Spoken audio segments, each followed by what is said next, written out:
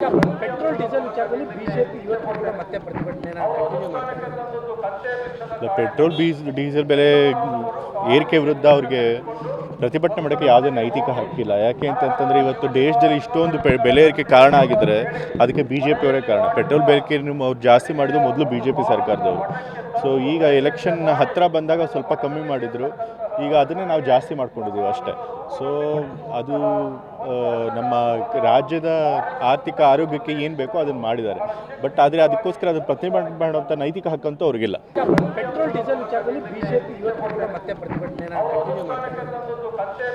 Petrol diesel ಬೆಲೆ ಏರಿಕೆ ವಿರುದ್ಧ ಅವ್ರಿಗೆ ಪ್ರತಿಭಟನೆ ಮಾಡೋಕ್ಕೆ ಯಾವುದೇ ನೈತಿಕ ಹಕ್ಕಿಲ್ಲ. ಯಾಕೆ ಅಂತಂತಂದರೆ ಇವತ್ತು ದೇಶದಲ್ಲಿ ಇಷ್ಟೊಂದು ಬೆಲೆ ಏರಿಕೆ ಕಾರಣ ಆಗಿದ್ದರೆ ಅದಕ್ಕೆ ಬಿ ಜೆ ಪಿಯವರೇ ಕಾರಣ. ಪೆಟ್ರೋಲ್ ಬೆಲೆ ಅವ್ರು ಜಾಸ್ತಿ ಮಾಡಿದ್ದು ಮೊದಲು ಬಿ ಜೆ ಪಿ ಸರ್ಕಾರದವರು.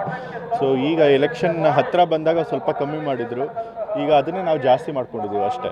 ಸೊ ಅದು ನಮ್ಮ ರಾಜ್ಯದ ಆರ್ಥಿಕ ಆರೋಗ್ಯಕ್ಕೆ ಏನು ಬೇಕೋ ಅದನ್ನು ಮಾಡಿದ್ದಾರೆ. ಬಟ್ ಆದರೆ ಅದಕ್ಕೋಸ್ಕರ ಅದನ್ನು ಪ್ರತಿಭಟನೆ ಮಾಡುವಂಥ ನೈತಿಕ ಹಕ್ಕಂತೂ ಅವ್ರಿಗಿಲ್ಲ.